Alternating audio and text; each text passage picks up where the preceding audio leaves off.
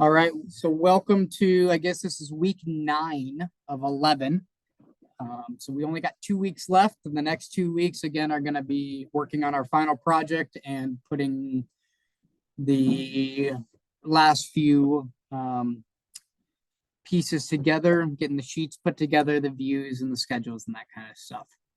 So before I go any farther, I'm going to share my screen.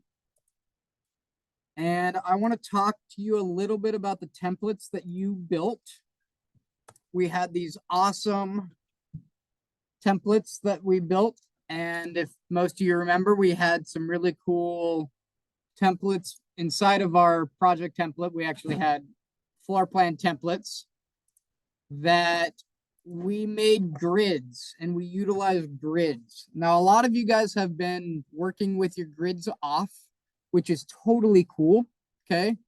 I don't care what you turn in if it's displayed with or without grids. However, if you would like to use your grids, I'm going to show you how to use them. So here's a basic model that I just drew a quick little outline. Okay. So the easiest way to use your grid lines is to use your grid lines at major intersections. So what I would do, does this help me knowing that they're all 10 feet apart? Yes, yes, yes, and no. Okay. Right now I've got 100 by 100 layout space, right? You got even grid lines at 10 feet. A lot of times building grid lines, and this is just in the past, have typically been about 30 feet apart. Typically they're based on column locations, where your columns intersect. However, for a house, we don't necessarily have columns. We don't want to keep our grid lines 30 feet apart because that's almost our entire house, right? So we want to utilize these to our advantage. So I'm going to go ahead and turn the grid lines off real quick by going to the grids off floor plan template. Looks like that, and that's fine, right? And if I wanted to dimension the side of this using my dimension, I can dimension that, and I could dimension this, and I could put an interior dimension, something like that, right? And this is going to show me all my prominent dimensions for that building, right? I could lay out all the walls just based on that. Well, but that's a lot of extra dimensions that's on my sheet, right? Like I don't necessarily, and it's clean, right?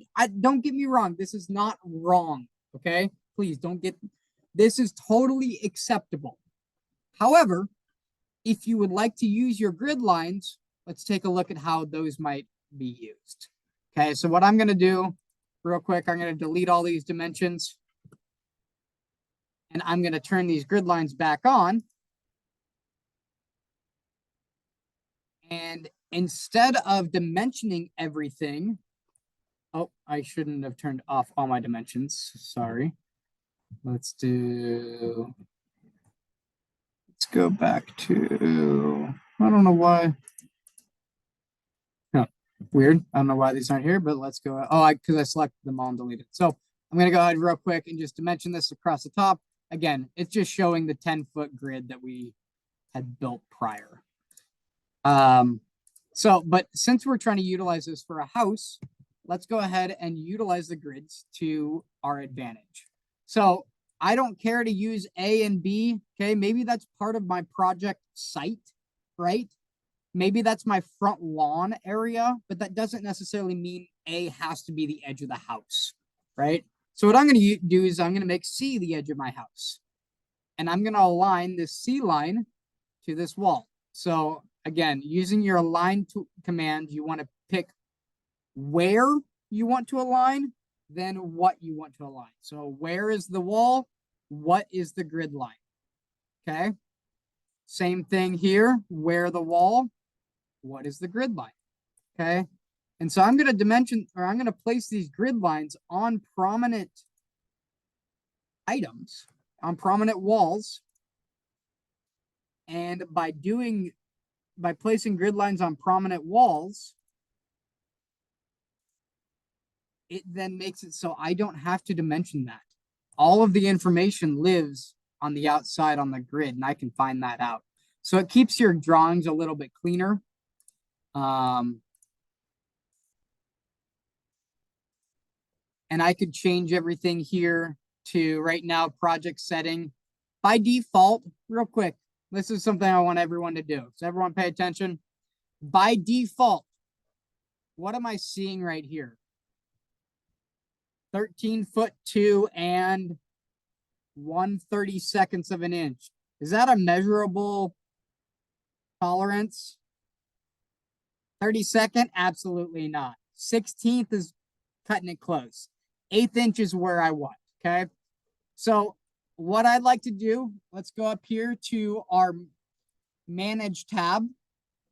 Everyone come up to your Manage tab. And we want to go to Project Units. And when I go down to Project Units, and I go down to Length, I want to change this from rounding to the nearest 1/32 to rounding to the nearest 1/8 of an inch. Okay. When I click OK now, all my dimensions will update. And now it rounds that 32nd of an inch off, right? Construction is not a 30, we're not machining precise parts, right? Like 1/8 of an inch tolerance in construction is pretty good. Okay. So you don't need to have that precise. And if you have anything that's not perfectly right, it's going to show you it in 32nds of an inch. So we'd rather keep that off. So again, if you want to utilize your grid lines, now these grid lines all mean something. This 3 lines up with this wall. I could add this dimension, this set of dimensions together, okay, to get the distance of that wall. Okay, this keeps me from having to come in here and put in all these extra dimensions. That's all it does, okay? Does it help keep your drawing clean? It can definitely do so, okay? Is it a pain to use? It might be if you're not used to using them. So, so if you were to draw your grid lines, just like what you're doing right now, go ahead. If you're to draw your grid lines and then hide them, would it hide the ones that you made too? Would it hide all of them or all your measurements? Because you know how you can take away your grid lines? Not at all. Exactly. So good question. So right now I'm dimensioned just to the right now all of my dimensions are just grid line dimensions, right? So if I turn my grid lines off, all those dimensions are going to go with it, right? Just because by nature, if it's dimensioning to something that's not there, there's no longer a need for a dimension, right? Okay. Okay. However, if I keep these on and I have dimensions for this, as long as these dimensions, which they should be, like, you see how auto snap wants to snap to that wall, right? Yeah. It's not trying to snap to the grid line. That dimension is actually snapping to the wall. As long as it's snapped to the wall and not a grid line, when I turn my grids off, those will still stay. It will stay. Perfect. Okay. If, however, one side of it is attached to a wall and the other side is attached to this grid line, what's going to happen if that grid line disappears? Dimension's gone with it, right? Okay. So just pay attention on where that happens. But if it disappears off the sheet and it's dimension to it, the dimension is no longer gonna stick, right? Okay. Thank you. So, and you can have both too, right? I mean, having both sets of these dimensions isn't hurting anything. In fact, it might be preferred, right? I don't care. Okay, you look at my example, right? I'm to the theory that things can't really be over dimensioned. I mean, unless I put like that next to each other, right? But like if it's dimension on the grid and one's here, I don't care. Okay. All right. Thank you. But the biggest thing is they're there, not absent, right? Yeah. Okay. But yeah, you can utilize your grid lines, and now you'll see that the grid line spacing changes, right? We don't have that even 10-foot increment, but we now have grid lines that follow major landmarks or major walls or interior walls, and they all make sense where they're placed. Maybe I need to actually move this one here and maybe that one there, right? And now all these make a lot more sense. Okay, so use them if you want, don't if you want. I don't care. It's a tool for you if you desire to use it. Okay. Yep. No requirement to have them or not have them. But that's why we built that into your template, so that way we could utilize it if you choose so. Yeah. All right. So moving on from our grids, let's go ahead and talk about sheets. Okay. So tonight, I want to go ahead and set up all of our sheets that we're going to need for the project. Okay. And you'll notice if you go to, sorry if I've got, hey, Rudy, I'm sorry. I'll make sure I'll close this before I share it. Your assignment was up on the screen. So. Oh, was it? Yeah. Am I sharing? No, No. I was sharing, but I was still grading. So. Oh, gotcha. Anyhow, you got it too. Give me a I was like, give me a big old fat 0. Yeah, exactly. No, here, I'm just trying to get back to my module before I bring this up here. Okay. So real quick, what we're going to be doing tonight, just an overview. Again, this is recording. If I go to my modules for this class, okay, and we come down here to the final project, okay, all these sample sheets, I like this naming convention, okay?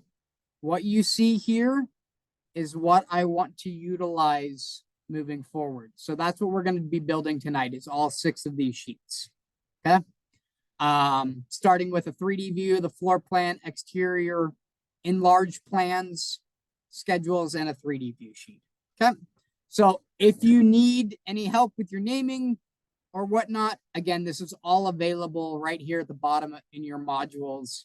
And I'm going to try and follow suit tonight, so that way everything gets named accordingly. So are we submitting PDF, Steve, or are we submitting? You're going to be submitting BIM. I don't care that for you guys to print. This is for reference. I can't load a Revit file here that you guys can see, right? So this is your reference to show you, here's the 3D view. These are the sheets that we're building, okay? And you'll see, you can see that right here. Here's the name, A101 3D view, right? Okay, so that's what we're going to be building today, building the sheets. We'll get to some of the views and the schedules today, hopefully. But that's what we're going off of. So just like I said, everything that we do in these lectures is just helping you put together that final project, right? All right.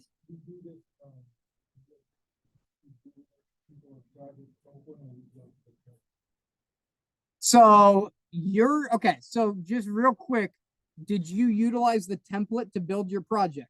You should never need to go back into that template file. Now that you have your project that you're working on for your final, stay in that for the rest of it. We don't need to go back to the template file. Everything will be internal to the project. Okay. All right. So I'm going to go ahead and close this. Let me open. Here's my Revit 2023. Okay, perfect. All right, can you still see my screen? All right. So what we're going to be doing, we're going to be working, like I said, in Revit, in your actual project. Pretend this is my final project, right? Maybe I got a late start, so all I got in there is walls. I'm going to jump into something in a little bit so we can have a little bit more content. But that being said, or I'll just just for shits and giggles, give me 3 minutes and I'll populate a few things in here for our for the next step. So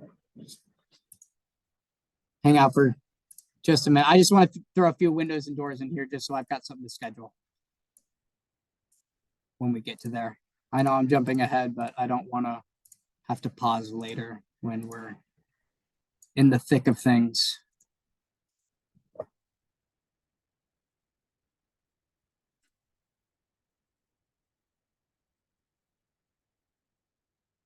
All right, there's some windows and doors, and I got some walls. Maybe I'll throw a few. All right, so let's go ahead I just threw a few things for us to schedule for later. But let's go ahead now and go to the left-hand side in our project browser. And you should see something right here that says Sheets. And it should say Sheets All. And if you are utilizing the template that we created, we should have wiped all of those sheets out already, and it should be blank, just sitting like this, unless I've talked to you and you've created a sheet. Okay. So what I want to do from here is I want to right click on the sheet and just click new sheet. Super easy. It's going to bring up a title block window that says, hey, these are what title blocks are loaded into the project. We only have one. It's a 30 by 42. That's perfectly fine. I don't care to have an 11 by 17 for this and a 36 by 48 for that and a 24 by 36 for this, right? We got one title block. That's all we need. Okay. And I'm going to go ahead and click OK. And it's going to make a brand new sheet. And depending on how many sheets were here previously, it may be called 103. Okay. What I want to name this is, and if we can go back to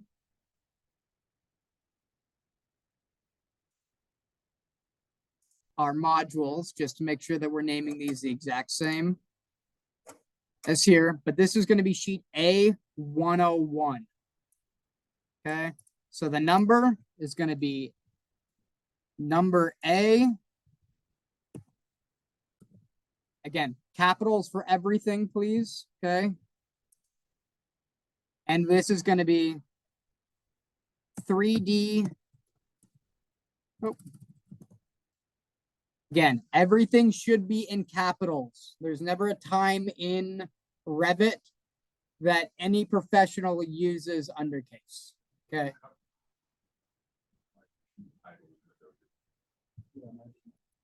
Yours didn't show up. Okay. Okay. So then let's see what's going on. Your guys might be a little different in 2024. Are you in 24? Yeah, you are. Okay. Yeah, I'm you good? Showed up. So. It's there. So it looks like it didn't show up because it only had one available. So it just automatically went to it. Okay. Okay. So you may or may not have that show up. Either way, if you go down to the bottom in your browser and you expand that sheet, you should see some sheet down there, a new sheet that you just created. Has everyone online got a new sheet?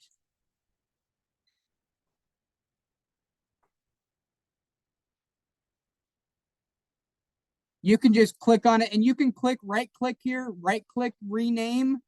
You can also just click into here and it will bring up the rename feature.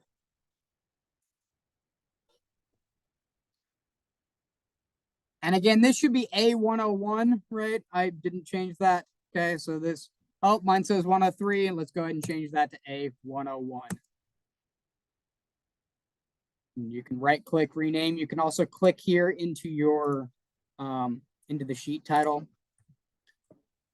So now a couple things about title blocks, and so there's two different types of fields. One is a sheet field, which is these two fields right here. And that's going to be the sheet name and the sheet title. Okay, so those sheet fields are independent for every sheet.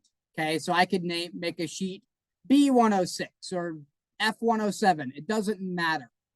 Okay, you can name that whatever you want as far as a number, and I could name it, you know, project site or project, you know, garage interior, whatever. Those are completely independent of everything else. Okay. However, there are a couple other fields on this title block that you'll notice that are project dependent. So if I change the name right here of the owner to Graham Thompson, and I change the name of the project to Graham's house, and I'll name this Graham, just Graham. Yo Mama's house. Okay. When I create a new sheet, so if I click on sheets again, right click, new sheet, when I create that new sheet, that project name and the owner stays the same. So that information will always be there. And if I update it on one from Graham to Grammy Bear, it's going to update on the other sheet to Grammy Bear, right? Does that make sense? Okay, so these two, same thing with these up here, all the addresses, okay? All of these are going to be, once you make it on one title block, it's going to be on all of them. Okay, so really these project sheet title and the sheet name are the ones that are sheet independent.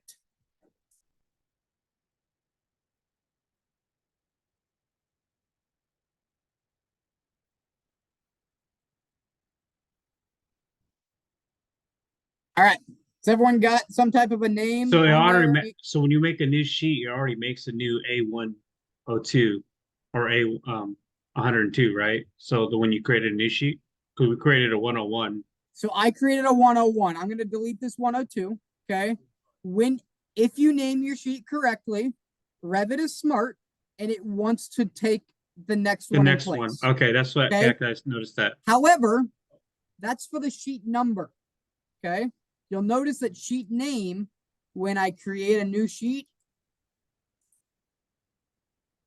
sheet number might be 102 or 103, right? Whatever was next in line. I'd already created a 102, so that's why it's creating. Yeah.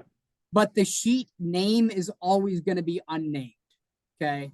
So even though you create a new sheet, it's going to follow suit for the sheet number, but the sheet name obviously isn't going to be And that's how we 2, right? the unname is where we put the name of the floor plan. Exactly. So this one is going to be floor plan view. So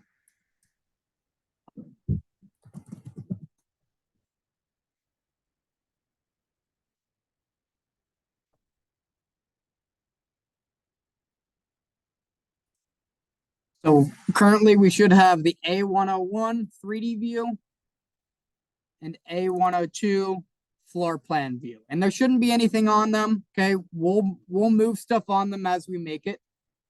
But we're just getting these sheets set up for you. So then that way, if you've got schedules or you've got elevation views that are ready to go, you can drag and drop them on the sheets. All right. So I'm going to go ahead and make my next sheet. So this is going to be sheet A103. And again, like Rudy was saying, it's smart. It should pick up where you're going off of. So like by the time you hit this third sheet, it should know what it's called. That being said, we still need to name the sheet name. So exterior elevations.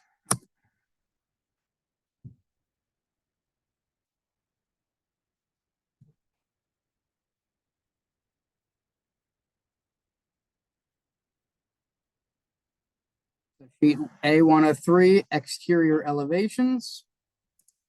And I'm going to go ahead and build my next one. So new sheet. One thing that you notice that you can't do, and it actually, this is new, but so you used to not be able to duplicate your sheet. Now you can duplicate an empty sheet, or you can duplicate it with detailing. So kind of a cool feature. But if you just duplicate empty sheet, it's going to build essentially a copy of that sheet. Still names it A104, but it's going to, or the sheet number is A104 next in line. But since we duplicated it, it copied the sheet name and now it calls it exterior elevations copy 1. So that was, instead of creating a new sheet altogether, this was duplicating a sheet. So it saves one step by keeping the name, but a lot of times, like maybe I have like 7 sheets of details. Maybe that would be good for doing that, right? When I can just change the number from detail 6 to detail 7. But if I'm going to need to rename it every time, I might as well just create a new sheet. It's not saving us anything. Especially since the sheet number is already inherited. So A104, we're going to do enlarged plans and interior elevations.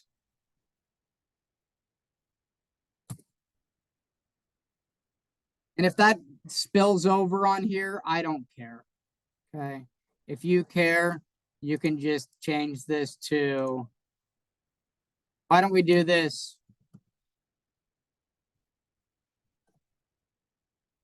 Enlarged views and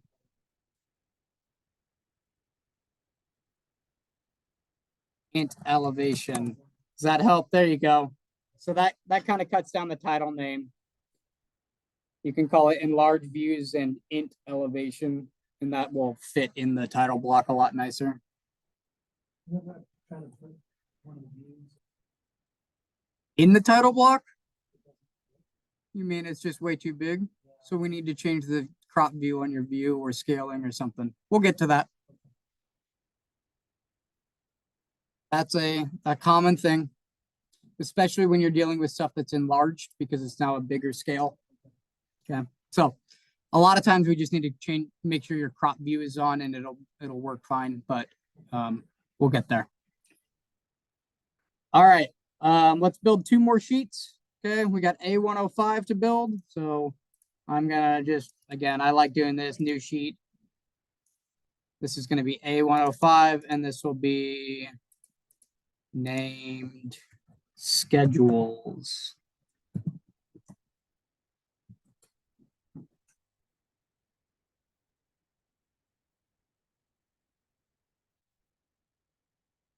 And last but not least, A106, and it's going to be 3D views.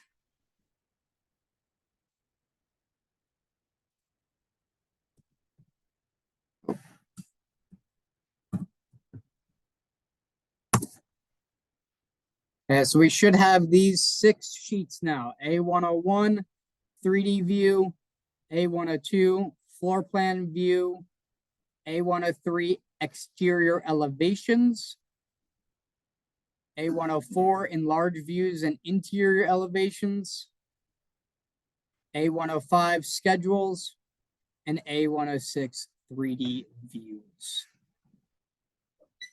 there anyone that doesn't have those 6 or needs another minute? Yes, Rudy. So I noticed that number 6 and number 1, are they the same? No. 6, no, okay. So one of them, so 3D view is going to be your overall 3D view of your project. Gotcha. The 3D views are going to be interior and large 3D views. Gotcha. Okay. And I probably, I could have changed it, but I don't care. It doesn't matter in the grand scheme of things. But yes, there will be one overall 3D view in large. If you look at the sheets, so here's the difference real quick. I'll bring this up. Oh, come on. I hate when I try to bring this screen up. All right. So if I go to like this view, so this is like the whole house 3D view, right? And then if I go to the last sheet, which is 106, you're going to see actual 3D views of the kitchen. Here's like a bathroom 3D, a utility room 3D, family room. Okay, so I built an enlarged view and then built 3D isometrics off of that. So that's what these are. You're going to need at least one of these in the room. This is, more, but I mean, more is great. So, but yes, that's the difference. One of them is an overall 3D view. The other one's just internal rooms. Okay. Thank you. Yep. Good question. Cause you're right. Without understanding that or knowing the difference between them, it does look like it's a duplicate sheet. All right. Any other questions before we move on? Does everyone have the 6 sheets that we just built? A101 through 106. Okay, awesome. All right. So let's tackle some schedules because I talked about that, and then I want to talk about bringing a view onto the sheet. So let's go ahead and go to schedules real quick.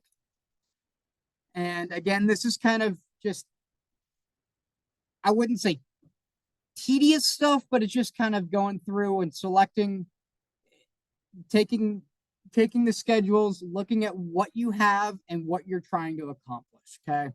So I'm going to create a new schedule right here. So right click on schedules, very top is new schedule and or quantities. It will bring a new schedule window up. I want to go down. Let's go ahead and just schedule walls for right now. So if I just type in W on my keyboard, it'll kind of drop me down there. And I'm going to name it wall schedule is fine. Phase should be project completion. That's fine. And once I click OK, it's going to bring another window up. That's going to bring a bunch of fields for me to select. So I'm now saying, hey, these are all the different parameters that are available in walls. So every one of these walls has something in there. What do I care about? Well, first I care about family and type. Okay. And that's going to tell me, you know what? Let's just schedule type, actually, just for this class. Let's just go down to type and just schedule type. We don't need the family. The family is just going to be wall. Okay. The type is going to be like 4 7/8 interior partition or 6-inch masonry or 12-inch, CMU, right? Whatever it is, but the family type is just going to be wall. Does that help us at all? Not really. Okay. So instead of scheduling family and type, we're just going to schedule type. I also care about the length of that wall. So I'm going to click on length.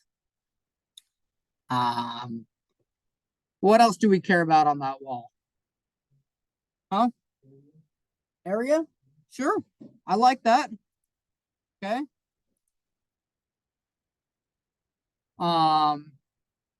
Okay, what else might we care about? We care about a height of that wall? I actually pushed OK. How can I go back? Oh, let me see if I can. Okay, here, look, Rudy. I'm gonna click OK too. Oh shoot. Okay, you're in here now. Go back to wall schedule. Right, click on this wall schedule and then come up here and click this fields button. Okay. And it will bring us right back to where we're at.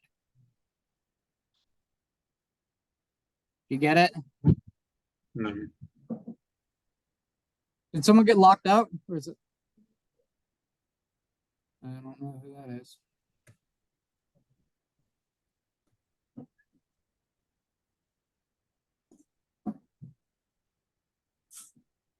I don't know why they locked the door when they're so fast. All right. So did you get that back, Rudy?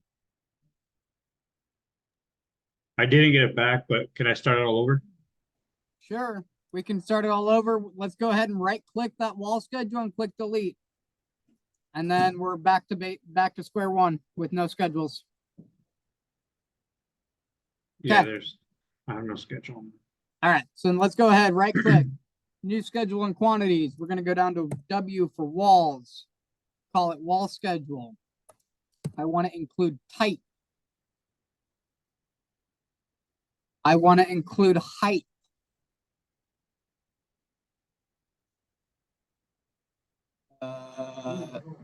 There is no height. There's a top offset though. I want to include top offset. Oh, you're good. I was kind of wondering what happened to you, but all right. So type, top offset. We talked about including area. Let's go ahead and include count. Type, top offset. Oh, I didn't mean assembly code. Let's area.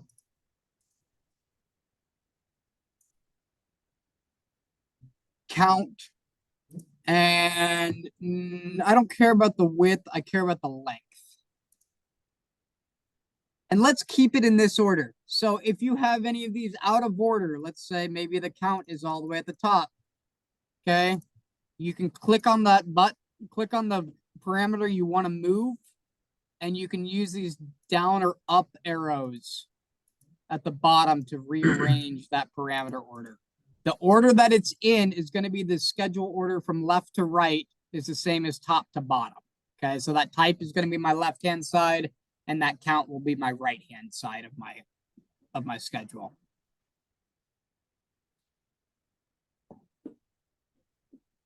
So now that I've got these 5 fields, I'm going to go ahead and click OK.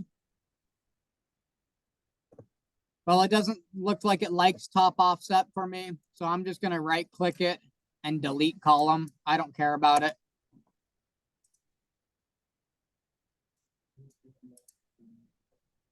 And right now it's got them all broken out by the different lengths, which is great. I want to say if there's any of them that are the same length, put them together and the count will be 2. I doubt that that'll happen, but we'll see. And then I also want a grand total at the bottom, which is title, count, and totals. And if I click OK, oh, sorry. So I went here to the, I was in sorting and grouping, and I want to sort by type. Okay. And then I wanted to take this itemize every instance off. Okay, so that's saying, hey, if there's any 2 of these walls that are the exact same length, put them together and say we've got 2 20-foot walls, not 20-foot wall instance of 1, and then the next line down 20-foot wall instance of 1, right? Okay, and then I also want to include a title, count, and totals. Oh, what did I do? I didn't, sorry. We don't want to sort by type. We want to sort by length. I apologize there. It was right the first time. Sort by length, then, because if we sort by type, we're only dealing with like 1 or 2 types of walls. So it's going to combine all the 8-inch walls together. So sort by length, titles, count, and totals. And I should have now 12 walls. I've got a length of all of them. It's sorting in order, right? So the 6'6" ones first, then my 8-foot one, my 12-foot one. Right. Huh? That says varies. Perfect. What else do we have? So how are you sorting?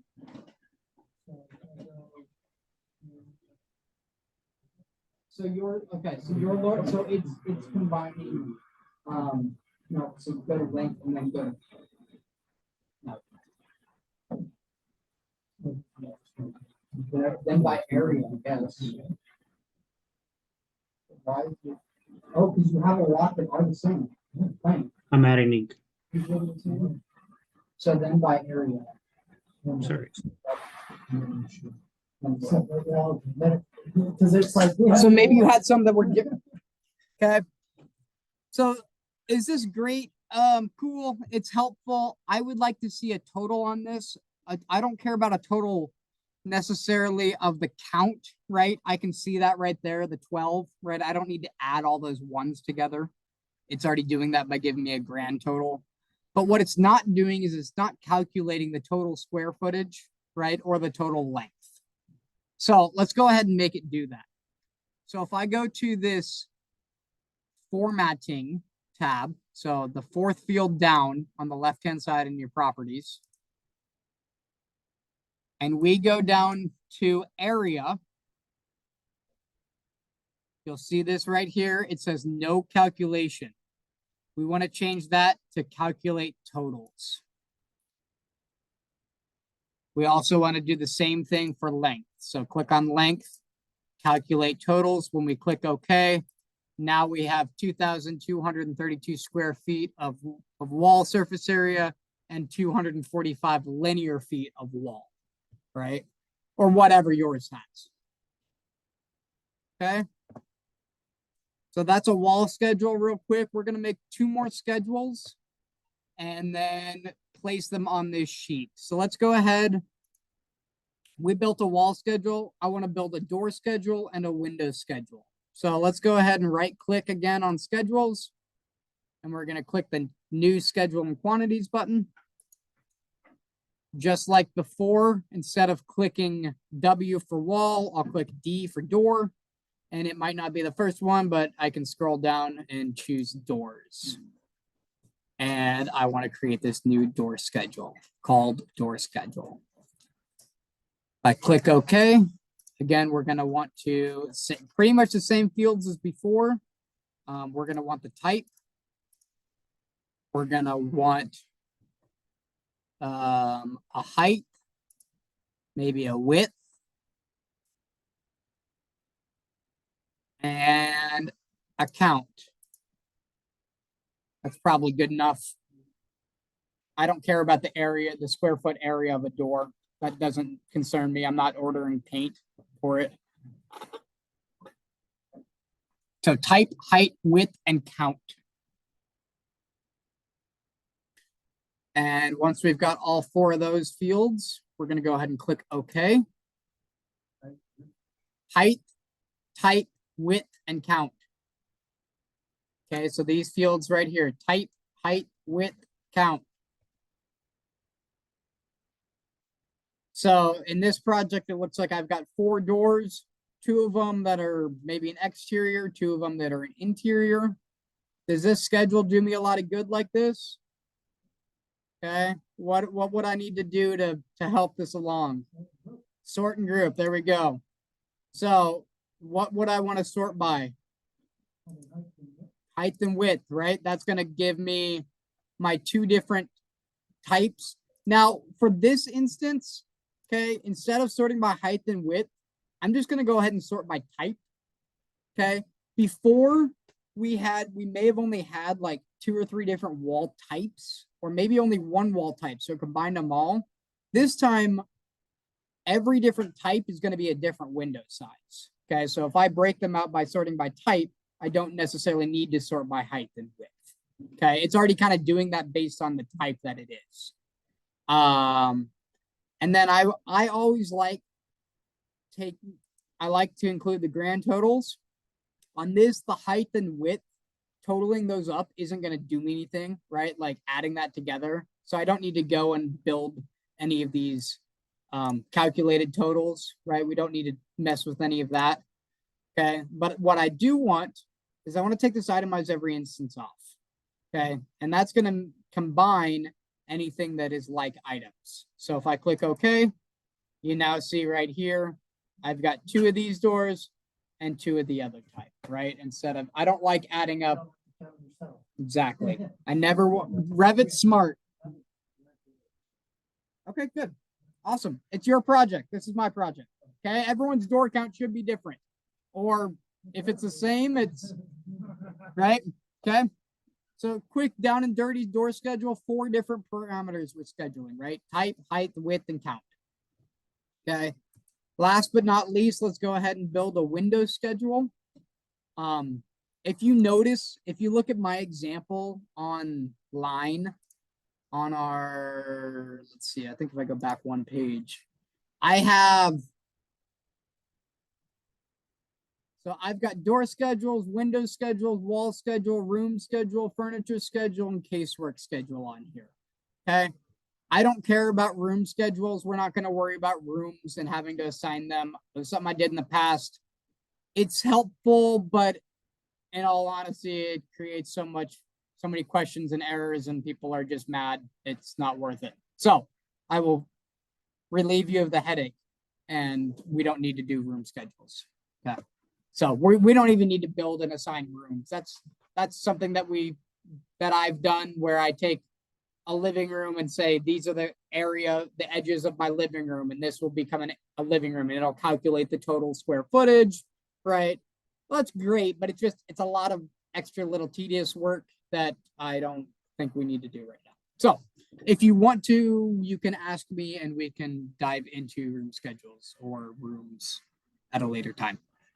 So anyhow, minimum door, window, and wall, but let's get a couple other schedules in there. Maybe a furniture schedule, maybe, maybe something that's going to schedule your casework, your stuff that's in your kitchen. Maybe you've got a furniture schedule, maybe you've got an equipment schedule, right? That schedules, maybe this furniture schedule is scheduling my like beds and chairs. Maybe my equipment schedule would schedule my washer and dryer and my fridge or my oven or something like that, right? You're only limited to what your mind's ability is. So if you can think of how to schedule it, you probably can do it. All right. That being said, I don't want to go too deep into it, but there's lots of other options. Again, if you need to, go ahead and utilize this as a tool. Okay. Last but not least, we built a door and a wall. Let's build one more real quick. So if I type in W, it'll bring me down to walls. I'm going to go ahead and click on window. Very similar as the door. Okay, I care about, now this time though, I care about more than just the type when I'm sorting, and you'll see why in just a minute. But I do want to have the height, width, and count. The biggest thing is the type. Maybe we could have a 48 by 48 double pane, and maybe there could be a 48 by 48 single pane, and there could be two of the exact same size windows, right? But they're a different type of window, quote unquote. So when we group it, when we do our formatting and our sorting and grouping here, we're going to actually sort by type, by height, and by width to make sure that all of them get sorted out into their own categories.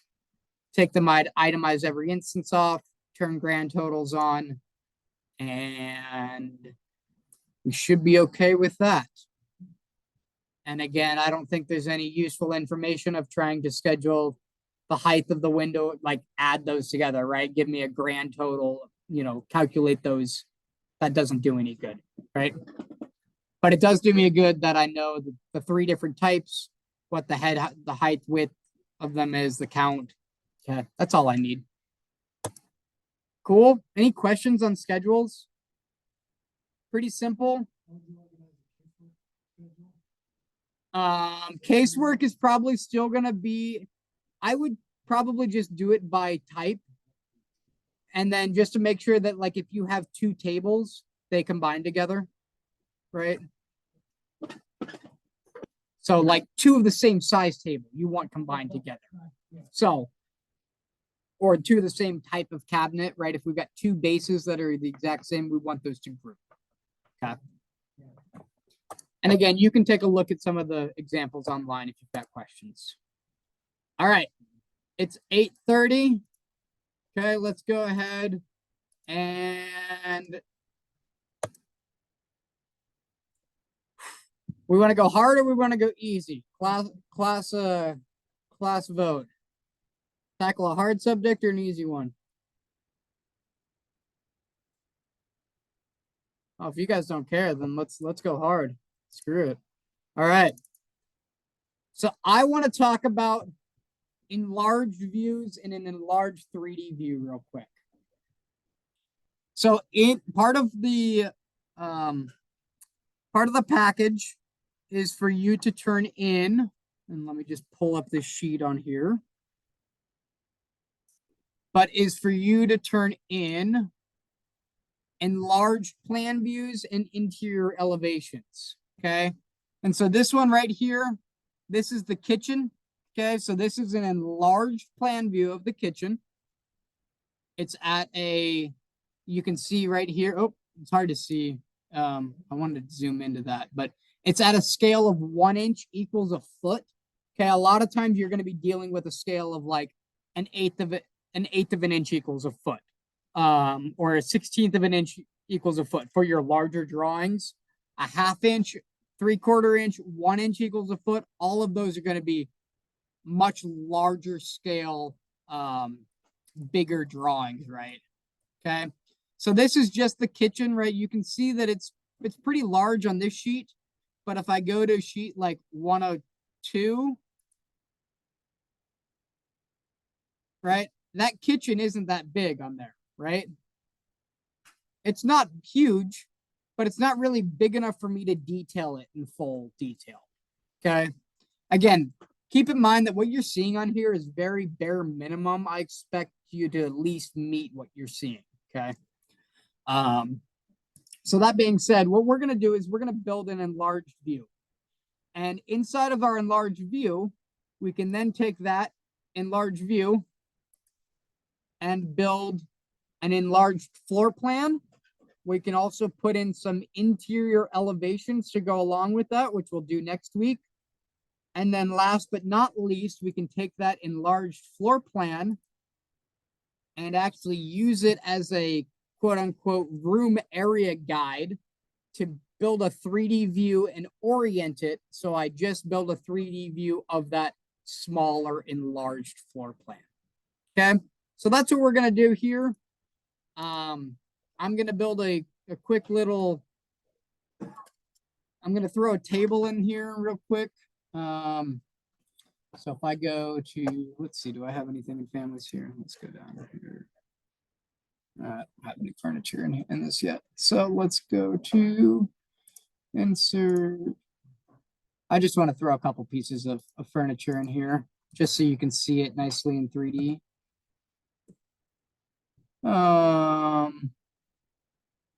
Sweet, it's a drafting class. We'll throw a drafting table in there. Okay.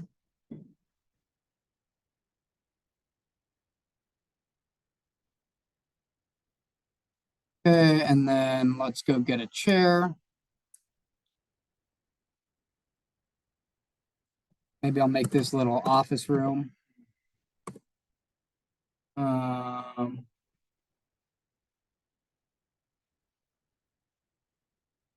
I like that one. And that'll come right here. And there's my little chair for my drafting table. And just because I can't live without it. While you're adding stuff into this, is there a way to like go and change the categories that these are put into? No. It's a monthly. A Muntin pattern?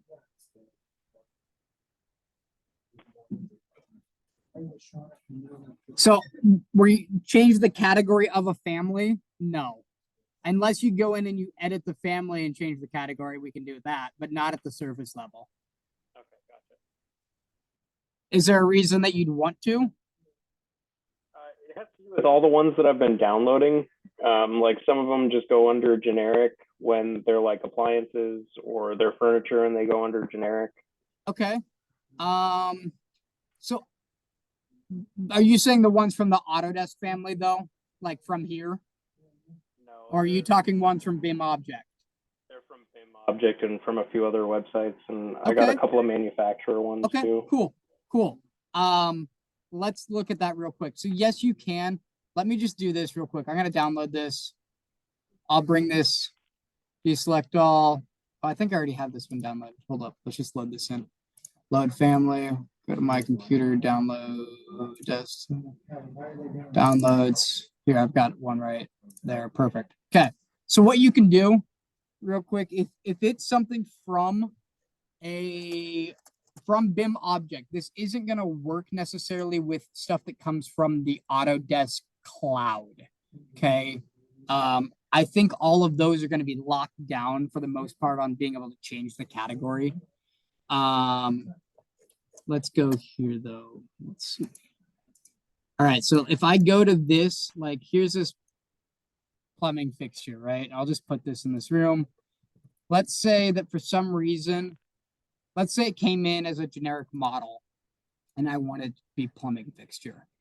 If I go into edit family and I go to this yellow file folder, I could choose that maybe I want this to be just for sake of it. Maybe I want it to be a generic model. Okay, so I could save it as a generic model, change it here at the family level, and then load that back into the project.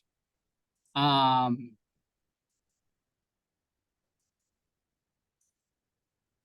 when it loads it back in,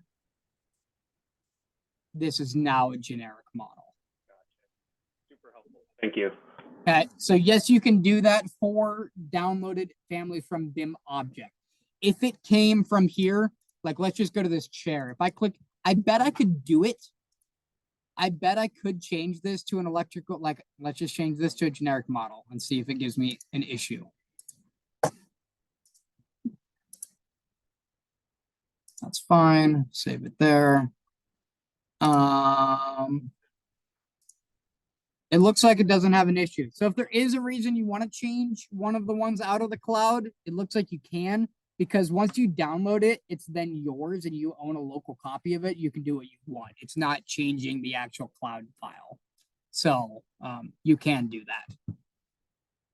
Okay. Sorry to get off topic there, but Question. Oh, another off topic. Yeah, How do cool. you spin a cabinet? how do I spin a cabinet? Click it and hit space bar. Spacebar. Thank you. Yep. And again, another thing real quick, like if I'm dropping this chair in, right? Let's say I wanted here, let's pretend this drafting table is an actual dining table real quick. If I'm dropping this chair in, okay, you know that if you click once, it's automatically is going to go to another one, right? Until you hit escape. Yeah. Okay. Well, I don't like doing things more than once, right? I don't like extra steps if I can help it. So if I drag this in, click once, come over here, hit space bar, I can rotate these prior to placement. Okay, Thank you. with that space bar. So now I placed them all the right direction the first time. Thank you. Okay. All right. That being said, let's get this out of here. I want to throw this over here.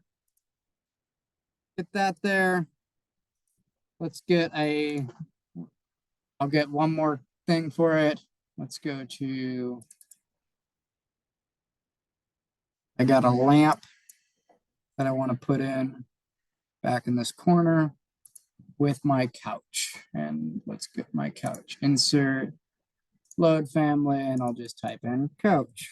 So again, I like families out of here, but they are pretty, like there's one couch, right? So if I wanted a cool couch, I probably got to go to BIM object. Okay, that being said, here's my lovely office. All right. So what we're going to do is take this little lovely office, and I can go to like a 3D view, and you can see that I can see my, I can see my drafting desk and my chair and and my lamp and my couch. But does that give me a good 3D view of that room? Like this is fine for overall, but it's not really a view that's, just looking at that room. So that's what we're going to accomplish. We're going to accomplish two different things with this next move. We're going to, let's go to our level 1 floor plan.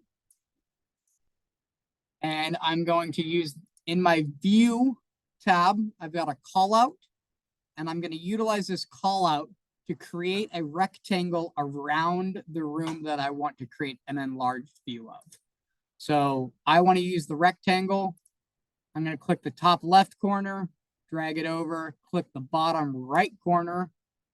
And just like that, it creates this little call out with a annotation on it. And the annotation right now is blank, which is saying that, hey, this is not referenced on any sheet in the project yet. All right. However, since we built a call out, and a call out is a floor plan, it created a level 1 call out 1. And if I double click on that, you see just a nice floor plan of my little room. Okay. So I could dimension stuff in here, right? Maybe I wanted to know that wall was, a little ways away. I don't know what I care about. Maybe I care about where that lamp plate placement is, right? A lot of times you don't care about exactly where furniture goes, but lighting and floor boxes and anything that has to plug in, okay, that's something that you want to know where. Yes, cords have a little bit of leeway, but a lot of times we're trying to conceal that with a floor box, or conceal it with something that you're not seeing that, right? So we want to try and make sure that those are, dimensioned out properly. but that's good. I don't have a whole lot to dimension. This desk could rotate, right? I could move that, but that floor lamp is pretty much designed to go in that corner. So I'm gonna call out the dimensions on it. Maybe I'll have a few more things in here, right? But at this point, I've got a floor plan. Okay. And I'm gonna rename this instead of calling it call out one. That doesn't mean anything to me. So I'm gonna call this level one enlarged office. Okay. And here is where it gets fun. So let's go ahead now that we have this enlarged office. And I don't know what you have for 3D views. You might have one 3D view that looks like this. You might have a couple built already. It doesn't matter. Go ahead and right click it and duplicate the view. I don't care what view it is. If it's an overall, if it's something chopped up, whatever, duplicate. And we're going to rename that 3D.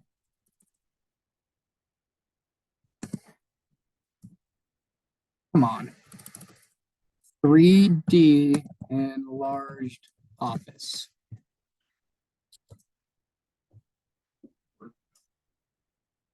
Huh? Hit the doghouse at the very top. It'll build you a brand new one. This little guy right here. It just builds you a default 3D view. And then let's go ahead. Once you build a default one, let's right click and duplicate that one. So that way we can rename it and not be changing the default. Because that default view we'll probably use for that overall office view later. We need to make that in 3D views. Yes. So we're going to write. Okay. So I'm going to go back a step just to make sure. It sounds like a couple people have had a few issues. Okay. I want to go, if you don't have, I'm just going to start this like I have nothing. If I go to the left-hand side and I have absolutely no 3D views. Okay. I want to come up here to the very top and click this awesome little doghouse, which creates a brand new default 3D view. So that'll come down here in your project browser. It'll look something like this. Maybe it has grid lines on, maybe it doesn't. I don't care. Okay. Expand that 3D view and it'll just show you right here. It says brackets 3D with another bracket. Okay. Leave that view alone. We don't want to rename that view or anything. I want to leave that as your default 3D view. I want to right click it and duplicate view and duplicate that view. I don't care about detailing. Duplicate with detailing means if there was some annotation, so maybe there was some text on there, or there was a tags, or there was dimensioned items. It would copy all of those as well. We just care about duplicating the view. So I'm just going to straight up duplicate, and I'm going to right click and rename it, and I'm just going to call this 3D enlarged office.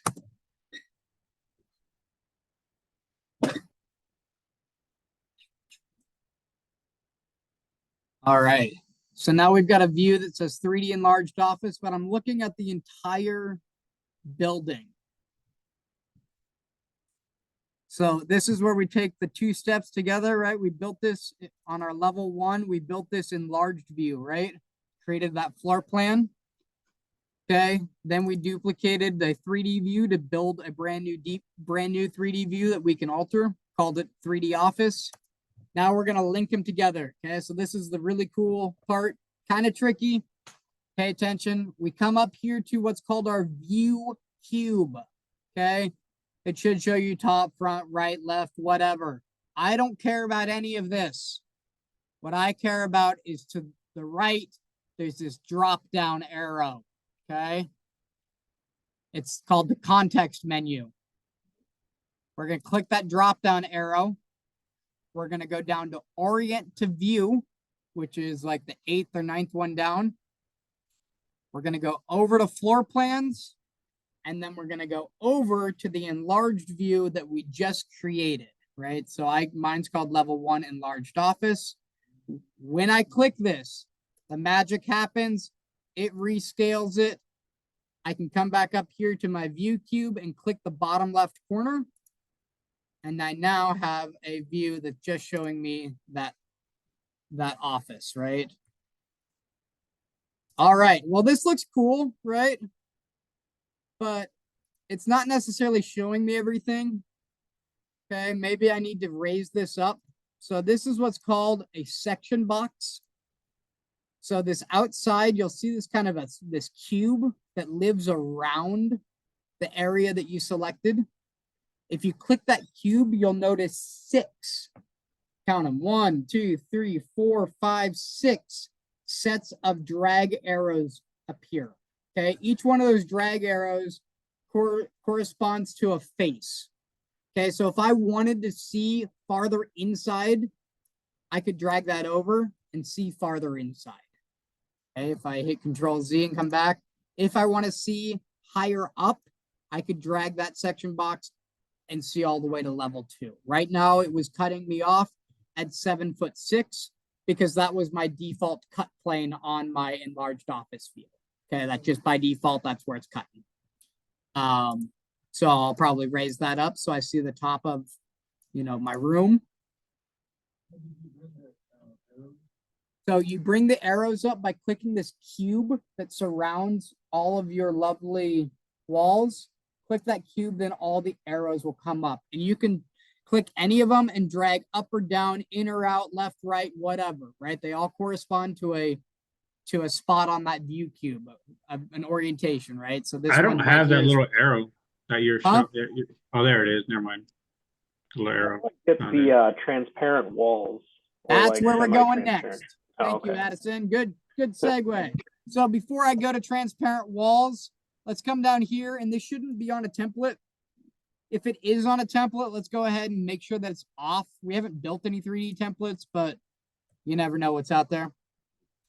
So let's go ahead right here and go to, I want to be on fine for my detail level, and I want to go to shaded for my graphic display. Okay. So you can see that that's shaded now, and I can kind of see, right? I can see that drafting table through the window, but that's all I can see through the window. Those walls are really in the way. And it's an interior 3D view, right? I want to see what's inside of here. So like Addison said, let's make those walls transparent. How do we do that? Any thoughts? Got to click on the walls, and not necessarily. You could, okay? I'm going to show you this, okay? Watch what I do. Don't do what I do, okay? Right? You could right click, and I could override graphic and view by element, and I could go here and change the transparency, click apply. Sorry, change the transparency, click apply, and that would alter that one wall. Okay, that's overriding that graphics in view by element.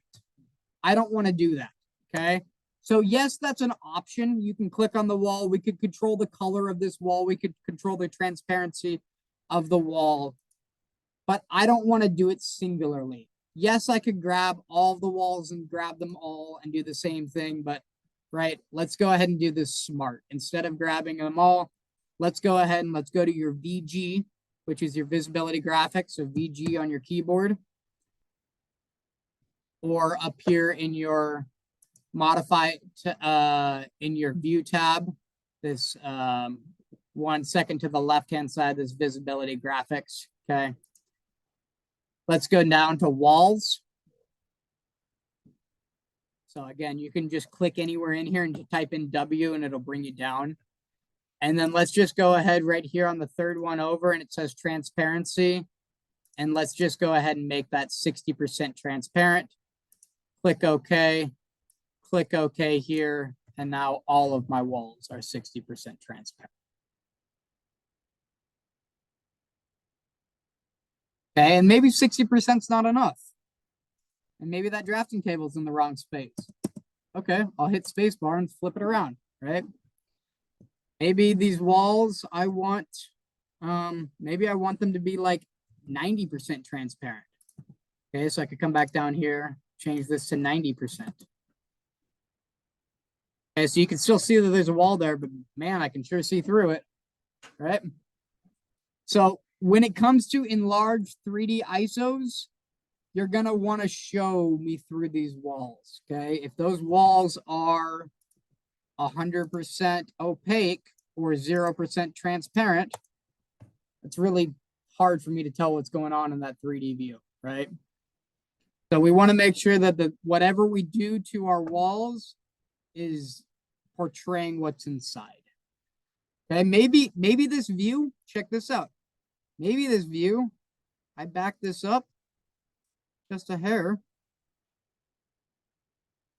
one hair more, and I don't even see those exterior walls, right? Maybe that's the view I want to show, right? It's up to you, okay? It's however you want to portray it, but if you're showing an exterior wall or you're showing an interior partition wall and I can't see through it and I'm trying to see the 3D ISO, maybe think about making it transparent, okay? Or maybe think about maybe looking at it from a different angle, right? You can always click a different corner of this view cube to orient that a little differently. Questions? So I know that's a few steps to get that. We got one more thing that we're going to do real quick, actually two. Now that I've created those views, I'm going to go to sheet A104. And I'm going to just quickly drag and drop that enlarged office view right onto that sheet. And if I go down to my 3D views and go up to my enlarged 3D office, drag that one right on the sheet, and there I'm good. Maybe that's too small. Maybe I want that a little bit bigger on that sheet. We could change that scale from 1/8 inch to 1/4 inch. And now I can make that 1/4 inch scale and it appropriately sizes to the sheet a little bit better. Yes. Sure, absolutely. Okay. So I'm going to do this again on both the sheets.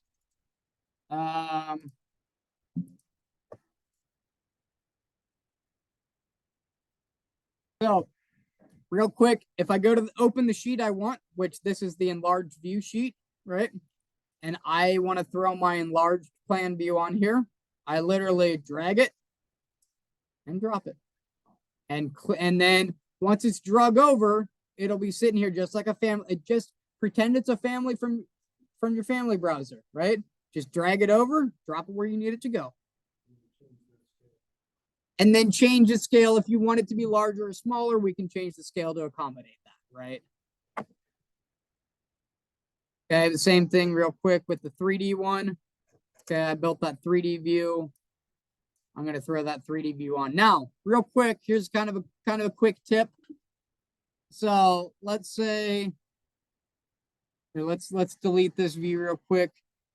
And I deleted it from the sheet. I didn't actually delete it right from the project. If you just click delete on any view on the sheet, it's just going to remove it from the sheet. It's still going to be in your project browser, right? So just to say that again, right?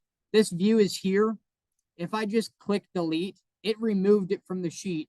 It's no longer showing as a plus underneath here like this view is, but it's not deleted from the project, okay? If I threw this on a sheet, let's see. If I threw this on a sheet and then I tried to delete the sheet, I believe it will let me know.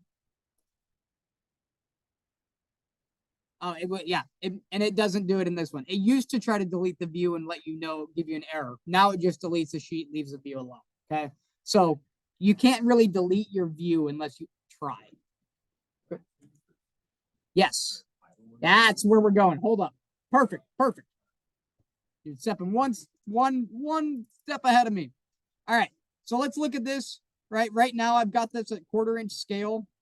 Let's say that I want to make this the whole sheet, right? And I want to change the scale from 1/4 inch to 1/2 inch. Or maybe this was like, you know what? When this came in at, let's do 3D enlarged. Let's do 1/8 inch. Okay, so let me bring this over. It looks like this, right? But man, I want to change the scale. I changed the scale. I think it should be like 1/2 inch scale. That looks good. But now this thing is all jacked up, right? The title block, like whatever this view name under the bottom. Okay. If you get something like that, and you can move it around, that's fine. However, if you delete it from the sheet and just drag it back on, it all resets. So kind of a cool little trick. Just let it reset itself. So, and then you're not dealing with that title line or anything. Okay. So again, if I was to take this and drop it down, it's not a huge deal when you're going up. It's much bigger when you go down, because now this line is ridiculously long, right? So this title is huge. I can click it, I can select it, drag it in, drag it around. But if I delete it from the sheet and just replace it, it'll automatically just do it for me. So I typically let it do that if I'm changing the size of a scale of a view on a drawing. Good question. Anything else? So just kind of questions at this point. That's all I got for today, as far as it was getting those the sheets built, getting the schedules built, getting the enlarged floor plan built, getting the 3D enlarged view built, and then orienting that 3D enlarged view to the 3D floor plan and dropping them onto the sheets. Any questions with any of that? Yes. Hold up just a second. Yep. So, Sean, sorry, start over. Yeah, so when you have your enlarged plan view of an area. Yep. Within the kitchen, how can I set up elevation views for that interior? We're gonna do it next. That'll be covered next. So if you're looking at interior elevations for your enlarged view or other elevations, we will be covering that next week in our lecture. Any other questions on topics we covered tonight? Yes. Okay. All right. So when we went into level was actually a 3D view, and you showed that little triangle on the little the view the cube view. at the top. Yeah, correct. You talking this? Yes. I followed along, but I didn't see where you do after that triangle. Okay. So here, real quick, I'm just gonna screw this thing up for us, just because I like to screw things up. Okay, shoot, it doesn't look right. Okay. Click this triangle, right? Hover over it, click the triangle. You're gonna come down to orient to view, straight over to floor plans, and straight over to whatever enlarged floor plan that you've made, right? You built a floor plan with that. It might be called call out 1 still, if you haven't renamed it. Okay. But once you do that, then it should go to Oh, because call out. Okay, that's right. The call out one. I'm supposed to make the call out one. Okay, that's right. You should rename the call out 1 enlarged, whatever the room might be, right? Enlarged kitchen, enlarged bathroom, enlarged bedroom, whatever it is, right? Call out 1 doesn't mean anything to me. Okay. Okay. So, but that might be what you were looking for if you didn't rename it.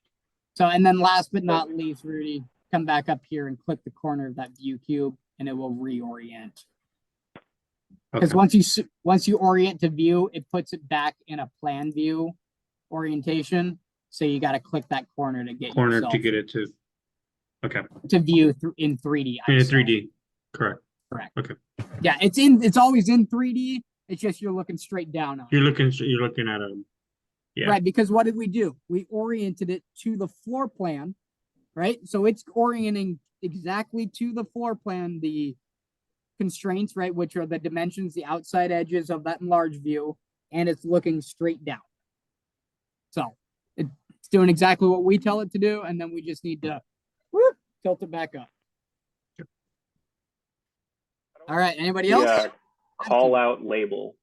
Yeah. What about it? How do I change that?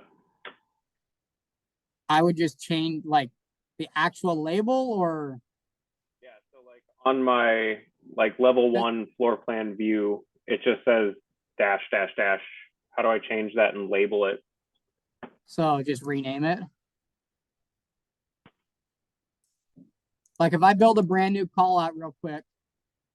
And then by the way, sorry to cut you off, but or stop that train of thought for a second. But since we dropped this call out on that sheet, okay, it's now, remember earlier I said it was blank, right? Because these were dashes because it wasn't on a sheet yet. Once you place that on a sheet, then this information will be filled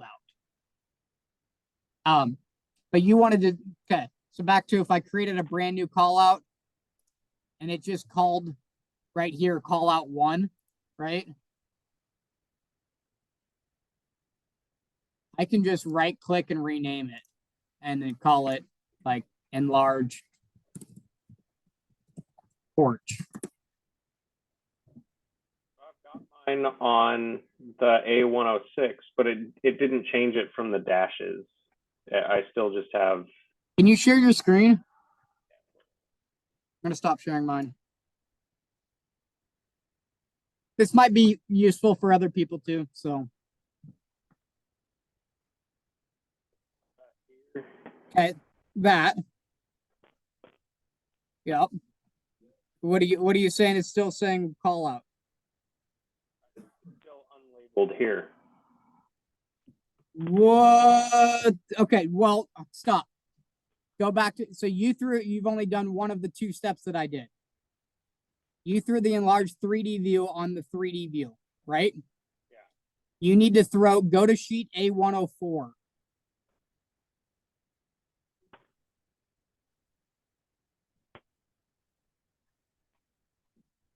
So open that sheet.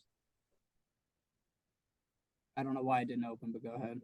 Okay, now scroll up and go and grab the floor, scroll it and go to your project browser. Scroll to the top of your project browser and grab the floor plan view of the enlarged kitchen and drop it here. That one, just drag and drop that. There you go. Now, once the floor plan is placed, now go back to that other view and you'll see that filled out. So it's dependent on the floor plan. It has nothing to do with that 3D view. The 3D view was built as a dependent or as an independent thing, just dependent upon the area, I should say, right, of where we chose for the enlarged view. But it has nothing to do with that bubble. That bubble is only for the floor plan. Gotcha. Thank you.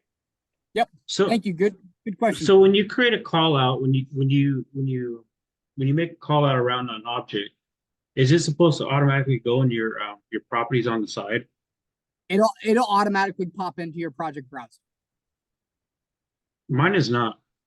It should share your screen. All right.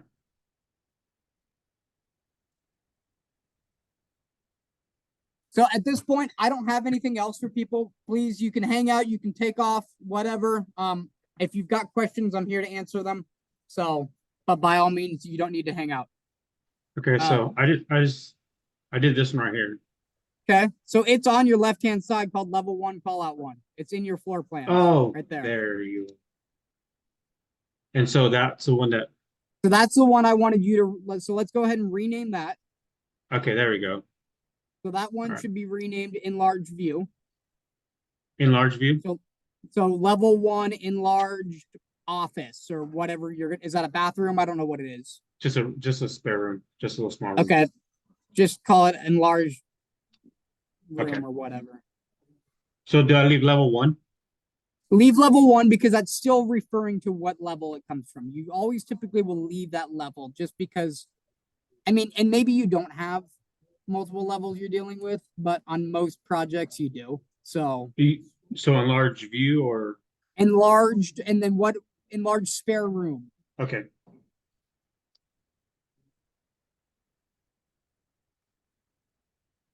Perfect. Okay, so now I want you to go to that the 3D enlarged view. Okay, perfect. And I want you to right click on the name in the, oh, you already got it. That's fine. Can you right click and just let's keep it kosher. Let's keep it the nomenclature the same. So let's call it enlarged spare room. So I would just go to your left-hand side in the project browser.